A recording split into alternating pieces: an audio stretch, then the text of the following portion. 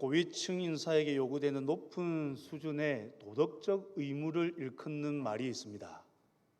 아마 다 들어보셨을 겁니다. 노블레스 오빌리주라는 말이지요. 사람들은 참으로 많은 사람들을 향하여서 의무 지우는 것을 참 좋아하는 것 같습니다. 각양각층에 있는 사람들을 향하여서 많은 의무들을 지우죠.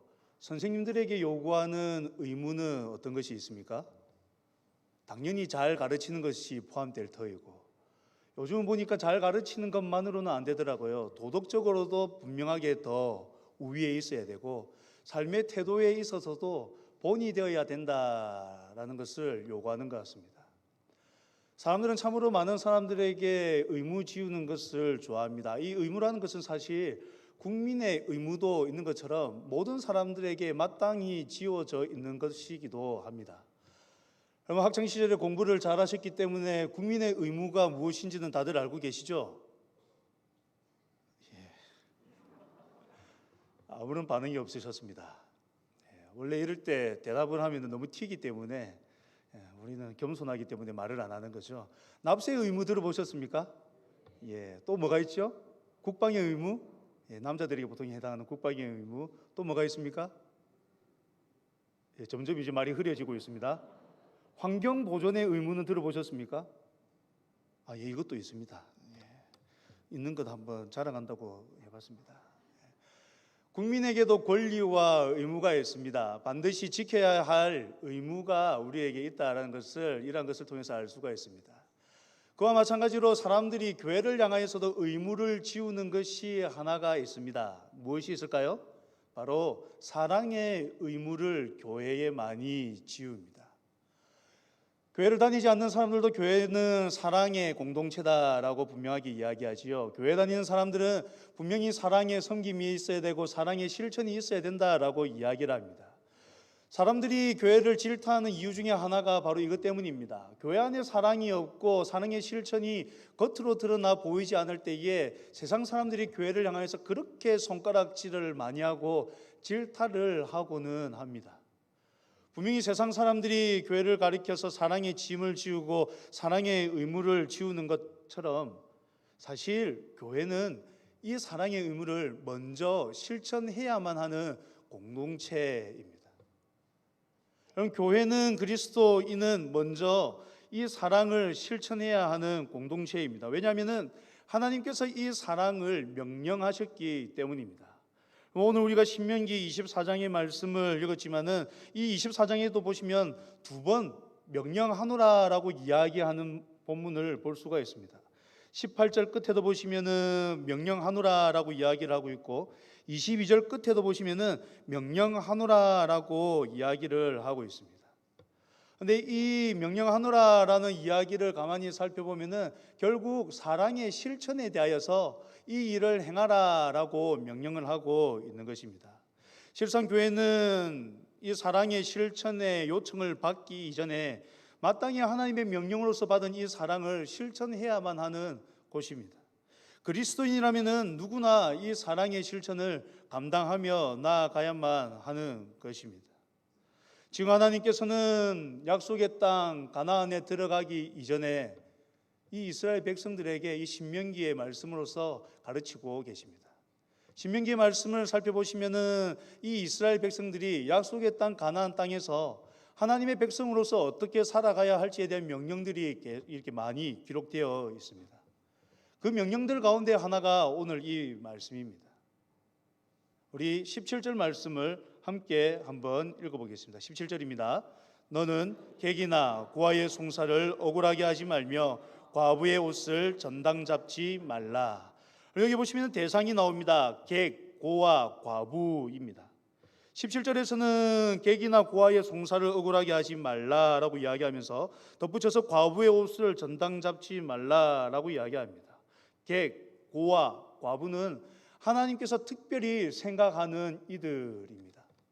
이 객이나 고아나 과부는 시대적 약자입니다. 이 시대적 약자를 향해서 하나님은 늘 관심이 많으셨습니다. 그래서 출애굽기 22장 21절에서부터 23절의 말씀은 이렇게 이야기를 합니다. 너는 이방 나그네를 압제하지 말며 그들을 학대하지 말라. 너희도 애굽 땅에서 나그네였음이라. 너는 과부나 고아를 해롭게 하지 말라. 내가 만일 그들을 해롭게 함으로 그들이 내게 부르짖으면 내가 반드시 그 부르짖음을 들으리라. 하나님의 관심은 많은 사람들을 향하여 있습니다만 특별히 이 객, 고아, 과부를 향하여서 있습니다. 방금 읽어드렸던 출애굽기 22장 21절에서 23절이 이야기하고 있는 것처럼 그들이 하나님을 향하여서 부르짖으면 하나님께서 그 부르짖음을 반드시 들으시겠다라고 이야기하고 계시는 것이죠. 그리고 하나님께서는 이 객이나 고아나 과부를 정말로 깊이 생각하십니다.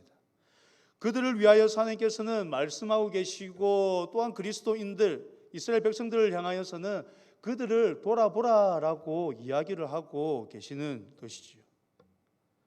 앞서 읽었던 17절의 말씀이 객이나 고아의 송사를 억울하게 하지 말라라고 하고 과부의 옷은 점당 잡지 말라라고 합니다.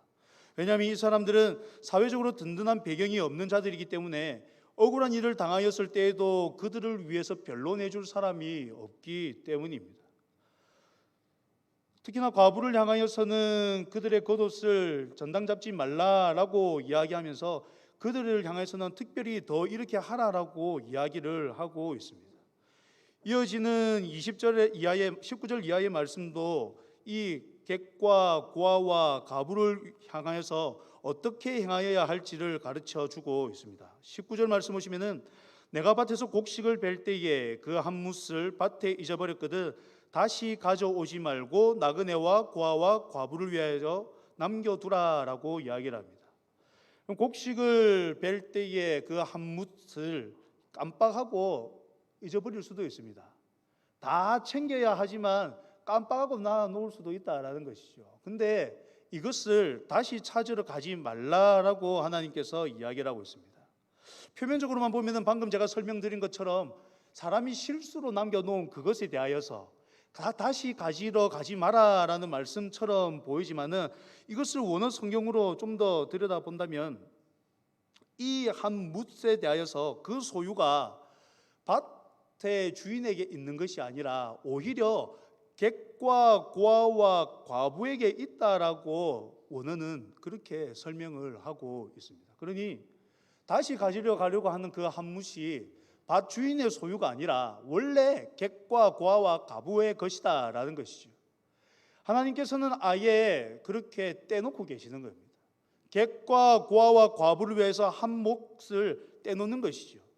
20절에서는 어떻게 이야기합니까? 내가 내 감람나무를 떤 후에 그 가지를 다시 살피지 말고 그 남은 것은 객과 고아와 과부를 위하여 남겨두라라고 이야기를 하고 있죠. 옛날에 감람나무 열매를 딸 때는 막대를 사용해서 쳐서 떨어뜨렸다라고 합니다.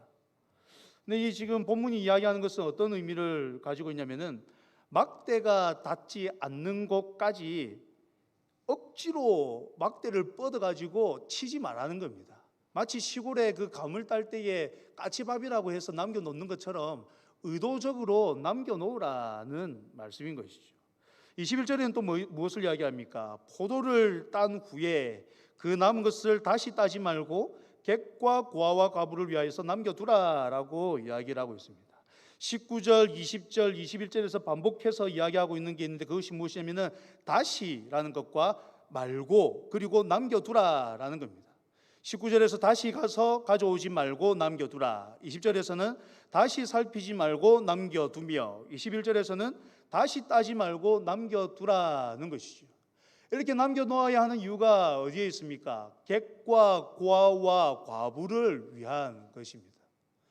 하나님께서는 이것을 단순히 권면하는 것으로 그치지 않습니다. 18절 끝과 22절 끝에서 이야기하고 있는 것처럼 하나님께서는 이것을 명령하고 계십니다.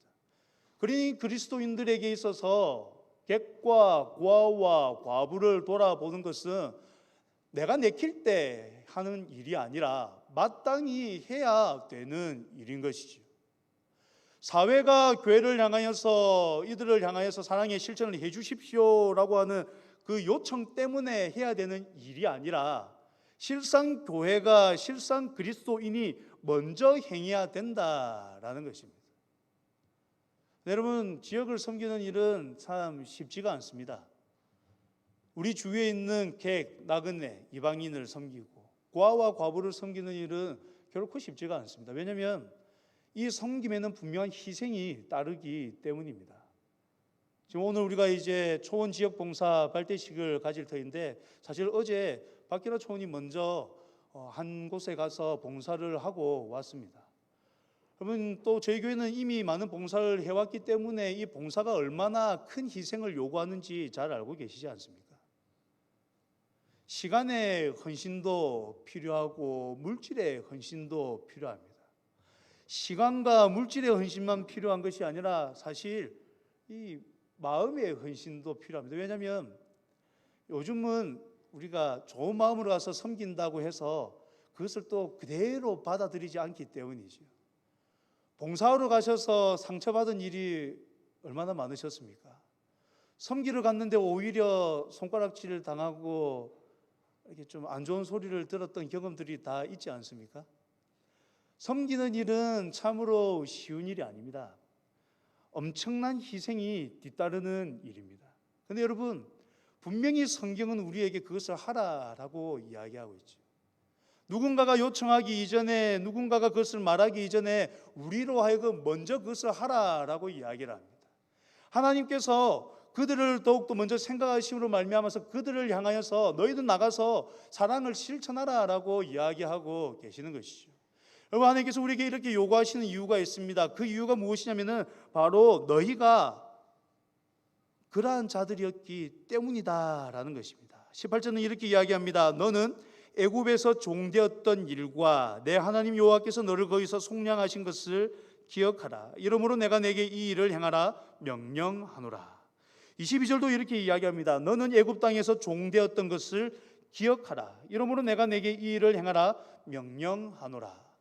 하나님께서는 명령을 하심과 동시에 무엇을 이야기하고 있냐면 너희가 이 일을 분명하게 감당해야 되는데, 왜냐? 너희가 이미 애굽 땅에서 종이 되었었기 때문이다라는 것입니다. 너희들의 원래 위치가 애굽에서의 종이었다라는 것이죠. 하나님께서는 지금 객, 고아, 과부를 돌아보라라고 이야기를 하면서 너희가 종되었기 때문에 그렇게 해야 된다라고 이야기를 합니다. 앞서 말씀드린 것처럼 이 신명기는 가나안 땅에 들어가기 이전에 하나님께서 이스라엘 백성들에게 주신 말씀입니다. 지금 40년의 광야의 시간을 보낸 이후에 지금 이 신명기의 말씀을 받고 있습니다. 이 40년이라는 시간에서 우리가 알 수 있는 것 있지 않습니까? 출애굽했던 1세대가 이미 다 죽고 난 이후입니다. 애굽 땅에서 종으로서 살았던 기억보다는 어떻게 보면 지금 이 세대는 광야에서의 기억이 더 많은 세대입니다. 이미 종으로서 살았던 것은 좀 잊혀졌던 세대이죠. 근데 하나님께서는 지금 무엇을 이야기하고 있냐면은 종되었던 때가 있었다. 그것을 기억하라라고 이야기를 하고 계시는 겁니다. 이스라엘 백성은 애굽 땅에서 종으로 살아왔었습니다. 이스라엘에게 있어서 이 애굽 땅에서의 일은 어떻게 보면 잊어버리고 싶은 기억일 것입니다.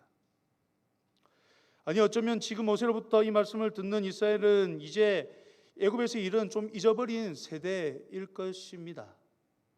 출애굽 당시의 장정들이 이미 죽었기 때문에 이제 그때의 기억은 많이 잊혀진 때였을 것입니다. 그런데도 하나님께서는 굳이 잊어버리고 싶었던 그 기억을 떠올려서 기억하라라고 이야기하고 계십니다. 그럼 지나간 기억들은 왜곡되기가 쉽습니다. 간혹 이제 친한 사람들하고 이야기를 나누다 보면은 이제 자녀들 키울 때, 아이들 키울 때 이야기를 가끔씩 하게 됩니다. 제 기억에는 저희 집 애들은 참 순했던 것 같습니다. 저희 집 애들 좀 이제 아주 활동적이고 딸이지만 남자 이상의 활동량을 가지고 있지만은 나름 뭐 순했던 것 같습니다. 근데 제가 이제 친한 사람들하고 이야기하면서 우리 집 애들은 그래도 이 정도는 아니었다 이런 식으로 이야기를 하면은 옆에서 이렇게 한기가 느껴집니다. 어디로부터 한기가 느껴지냐면은 저희 집사람으로부터 한기가 느껴지는 거죠. 왜냐하면 사실 육아는 저보다 집사람이 더 많이 했거든요. 덜하고 표현하기도 그렇습니다. 거의 다 집사람이 했고 저는 밖으로 계속 다녔기 때문에 사실 저는 잘 모릅니다. 그러다 보니까 제 기억 속에는 자녀들을 키울 때는 아주 편했던 것 같습니다. 활동량이 분명히 여느 딸들보다, 여느 아들들보다도 더 많은 활동량을 가지고 있는 딸이지만은 편했던 것 같습니다. 제 기억에는 그렇습니다. 일단 미화됐기 때문이죠. 지나간 기억들은 보통 미화되기 마련입니다. 이스라엘 백성들도 여러분 광야에서 그들이 애굽 땅의 일들을 추억하는 것을 기억해 보십시오. 그들의 기억도 미화되어 있었습니다. 민수기 11장 5절에 애굽에서 있었을 때의 일을 기억하는 장면이 나오는데 이렇게 이야기합니다. 우리가 애굽에 있을 때에는 값없이 생선과 오이와 참외와 부추와 파와 마늘들을 먹은 것이 생각나거늘이라고 이야기하는 것이죠. 우리 애굽에서 이스라엘 백성들이 어떻게 살았는지 잘 아시지 않습니까? 처음에 요셉이 그의 가족들을 애굽으로 인도할 때만 하더라도 괜찮았지요. 요셉을 기억하는 왕들이 있을 때만 하더라도 괜찮았습니다. 근데 출애굽기 1장 시작하는 부분을 보시면 요셉을 알지 못하는 왕이 세워지고 난 이후에 이스라엘 백성들을 향하여서 이제 고난, 환난이 주어지는 것을 보게 됩니다. 이스라엘이 부강해지고 강성해져 가고 번성해져 가는 것을 보는 애굽이 그들을 가만히 내버려 두지 않는 것이죠. 종으로 부리기 시작했었습니다. 출애굽할 당시를 보십시오. 출애굽할 당시에 하나님께서 이 이스라엘을 향해서 하시는 말씀이 출애굽기 2장 23절에서부터 25절에 나오는데 한번 들어보십시오. 여러 해 후에 애굽 왕은 죽었고 이스라엘 자손은 고된 노동으로 말미암아 탄식하며 부르짖었으니 그 고된 노동으로 말미암아 부르짖는 소리가 하나님께 상달된지라. 하나님이 그들의 고통 소리를 들으시고 하나님이 아브라함과 이삭과 야곱에게 세운 그의 언약을 기억하사 하나님이 이스라엘 자손을 돌보셨고 하나님이 그들을 기억하셨더라라고 이야기를 하고 있습니다. 하나님이 이 이스라엘을 생각하시는 때를 어떻게 이야기하고 있냐면 그들이 고된 노동으로 말미암아서 탄식하며 부르짖었더니 그 고된 노동으로 말미암아 부르짖는 소리를 하나님께서 들으셨다라고 이야기를 하고 있습니다. 애굽 땅에서의 그들의 삶이 이러했다는 것이죠. 고된 노동으로 말미암아 탄식하며 부르짖었었습니다. 근데 이 광야길을 걷는 동안에 이들은 그 애굽 땅에서의 시간을 미화하기 시작했던 거죠. 우리가 그곳에서 값없이 생선과 오이와 참외와 부추와 파와 마늘을 먹었었다 이야기를 하는 겁니다. 애굽이 좋았다, 애굽으로 돌아가고 싶다라고 이야기를 하기도 했습니다.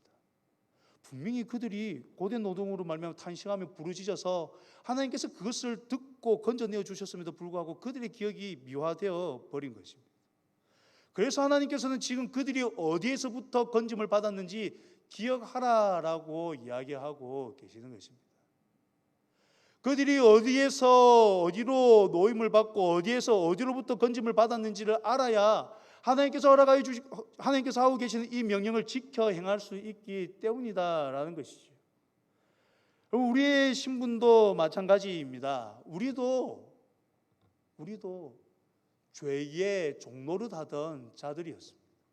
하나님의 놀라우신 은혜로 말미암아 구원함을 받아서 자유자가 되어 있습니다. 우리의 옛 신분은 종이었습니다. 그러나 하나님의 놀라우신 은혜로 말미암아 자유자가 되었습니다. 우리는 우리의 힘으로 아무것도 할 수 없는 자였습니다만은 하나님의 은혜로 말미암아 하나님의 놀라우신 사랑으로 말미암아서 자유자가 된 것입니다. 하나님께서 지금 우리에게 이것을 명령하시는 것은 단순한 명령이 아닙니다. 은혜를 입은 자들에게 그 은혜를 기억하고 그 은혜를 행하라라고 명령하고 계시는 것입니다. 19절의 끝부분도 보십시오. 하나님께서는 이렇게 하라라고 하시면서 덧붙여서 이렇게도 말씀하십니다. 그리하면 내 하나님 여호와께서 내 손으로 하는 모든 일에 복을 내리시리라라고도 이야기하고 계시죠. 하나님은 당연히 은혜를 실천해야 하는 우리에게 말씀하심에도 불구하고 그렇게 행하면 내가 너에게 복을 주겠다고까지도 이야기하시는 분이십니다. 그러나 여러분 우리의 모습은 어떠합니까? 우리 주위에 있는 객과 과와 과부를 마땅히 돌아보아야 함에도 불구하고 그러지 못할 때들이 많지 않습니까?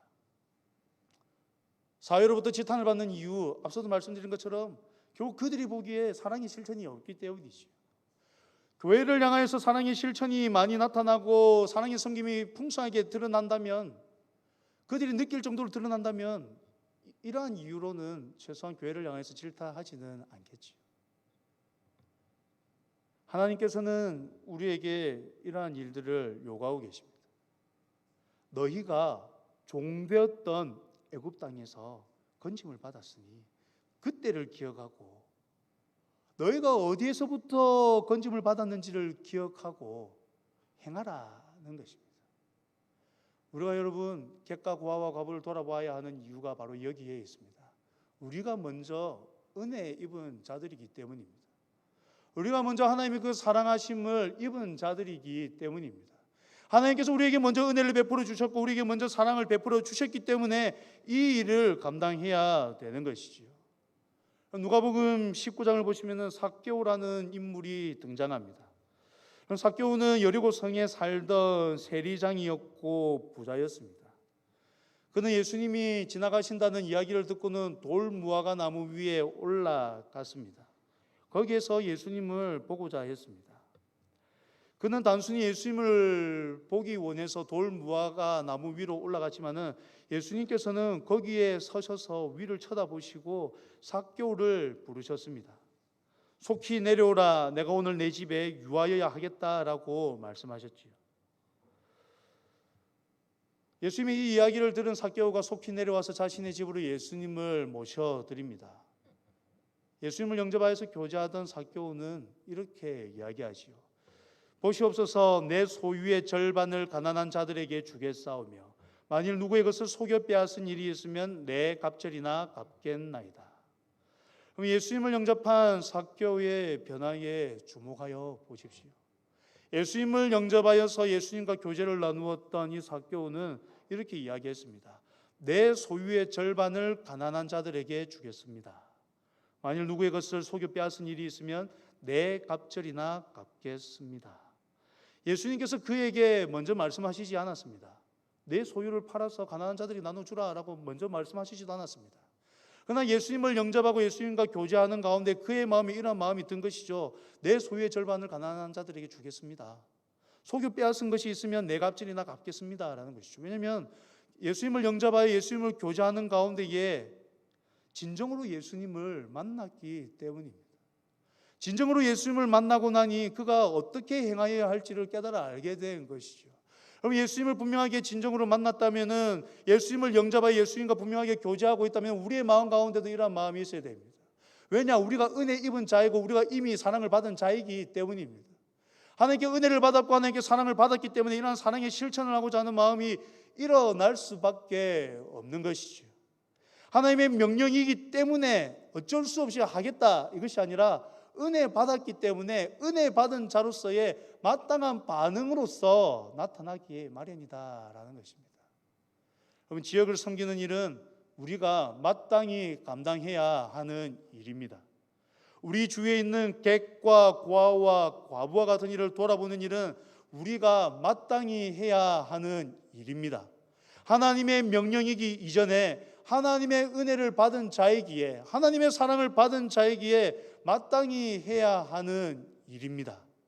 이제 우리는 초원 지역 봉사 발대식을 할 것입니다. 발대식을 하는 이유는 함께 하자라는 것이죠. 여러분, 이 일에 함께 동참할 수 있기를 바랍니다.